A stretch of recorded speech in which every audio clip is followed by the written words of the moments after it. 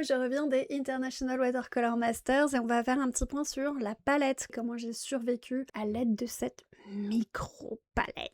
Ouais, elle est vraiment toute petite. J'ai eu la remarque d'ailleurs pendant les démos. This is the tiniest palette I have ever seen. Oui, c'est la plus petite palette que j'ai jamais vue de ma life. Effectivement, elle est vraiment petite, elle est super légère. C'est vraiment le point très très positif pour moi. Je déteste me trimballer du matos hyper lourd. Et si j'ai survécu, c'est aussi grâce à ça. Le minimalisme extrême. Ça tient dans ton jean si tu veux. Si tu t'en es servi bien essuyé, pourquoi pas. Dans un tout petit sac, en tout cas, tu le balades facilement. Moi, j'ai peint ça là avec.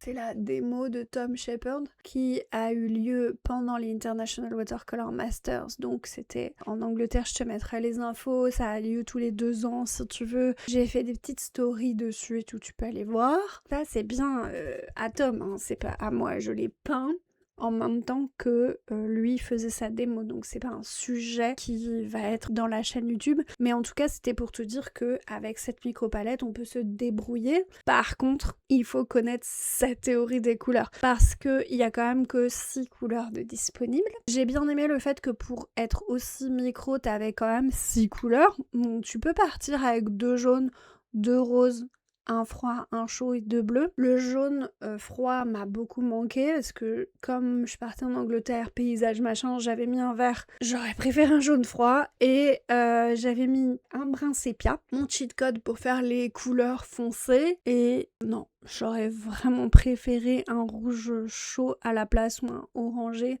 Ça aurait été pas mal à la place parce que j'ai sélectionné un jaune pur mais qui finalement est beaucoup plus chaud que mon jaune Windsor. Un rose permanent, bien sûr, un bleu Windsor, donc à tendance rouge, un bleu céruléen, parce que j'aime toujours pour les ciels, ça contrebalance le bleu un peu outre-mer du Windsor, le vert donc, et le sépia. J'avoue que 2 couleurs de plus, j'aurais pas craché dessus, tu vois. 6.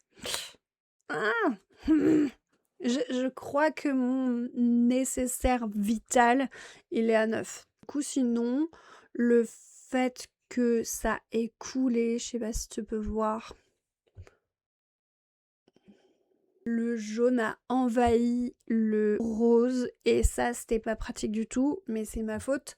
J'aurais dû remplir en fait le machin avant de partir. Là je l'ai rempli genre la veille, ça ne suffit pas. Il faut remplir plusieurs jours avant pour que si tu remplis avec des tubes, tes godets aient le temps de sécher. Ou alors bah tu mets des godets. Tout simplement tu mets des godets qui sont déjà faits, déjà secs et qui sont déjà des godets dedans. Donc tu peux tout à fait enlever les petits machins là. Je m'en mets partout. Et les remplacer par des godets. C'est pas trop intimidant de sortir ça en public, tu vois, c'est sympa quand tu vas après dans les jardins, à l'aéroport, t'as pas tout le monde qui te regarde, t'as ton petit truc, tu peux le mettre sur ton genou et tout, machin. Ce qui manque clairement, là je t'ai sorti une éponge moche, mais tout ce qui va à côté quoi, le pinceau, le godet d'eau en particulier, ça c'est plus profond là, pour qu'on puisse mettre de l'eau dedans. Je t'avouerai que j'ai trouvé ça un peu limite, j'ai fini par m'en servir comme palette de mélange parce que les 2 autres, c'était un petit peu petit pour moi. Peut-être que je peins un peu gros pour ce type de palette là. C'est plus destiné à un truc un peu carte postale malgré tout si tu mets l'eau là-dedans. Donc pour compenser le fait que je l'utilise comme palette, j'avais un godet à côté.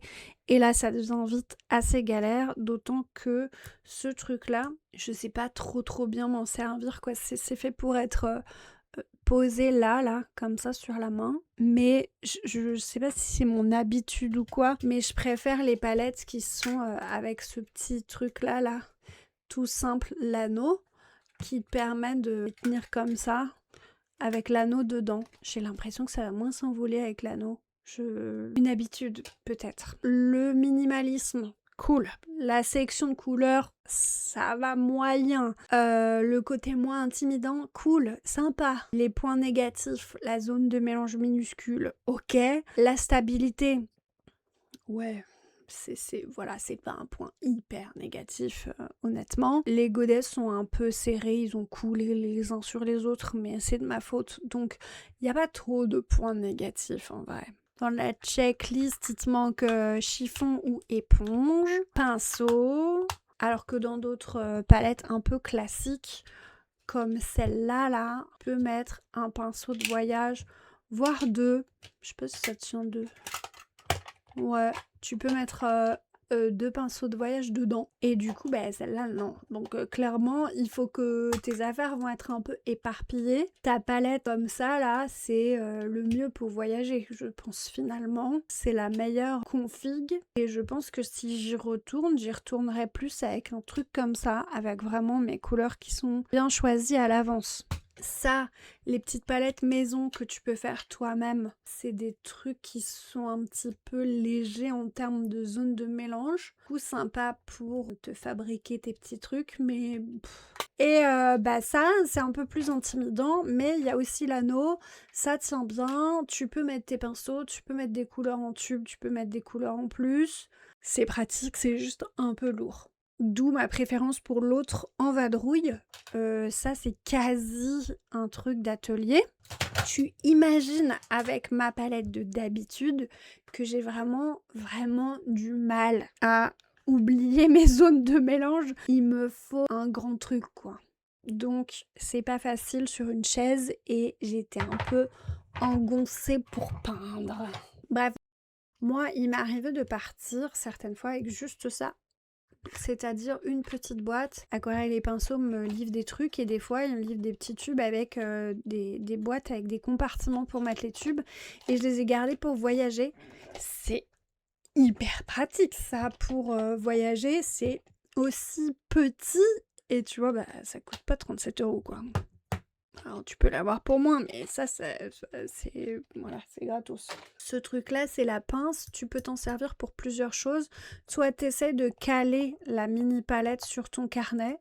C'est pas très pratique, c'est pas trop prévu pour, hein, je le dis tout de suite. Il n'y a rien pour retenir les pinceaux, rien pour... Tu vois, c'est pas comme certaines marques chinoises ou les dernières évolutions là, des palettes de voyage. Il n'y a vraiment pas de godet qui se clipse. Il y a plein de choses qui existent de nos jours. J'ai pas tant de palettes que ça à te montrer. Je récapitule parce que je me perds. Donc ça oui, ça tu peux l'utiliser pour aussi genre suspendre ton chiffon au carnet, ça peut être vachement bien.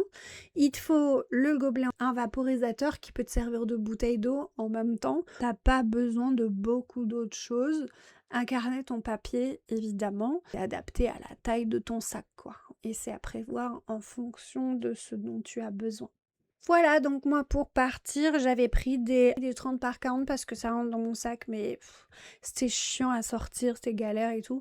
Donc j'ai vraiment préféré rester sur ce type de format, celui-là, en 24-30. Et j'ai fait des trucs à l'extérieur, j'ai fait des petits portraits rapidous. En mode survie, hein, avec ce truc-là, clairement, je prendrais ça pour bosser la prochaine fois dans mon bureau et ça pour bouger.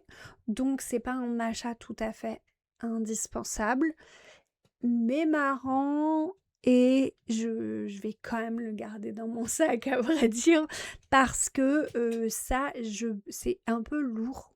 Je peux pas l'emporter tous les jours dans mon sac. Alors que ça, avec un truc de carte postale comme ça rentre dans mon sac. J'ai vraiment plus qu'à trouver de l'eau et on est parti mon kiki quoi. C'était tout.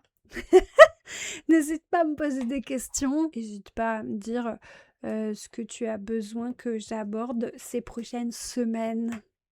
Ciao et bisous les abonnés.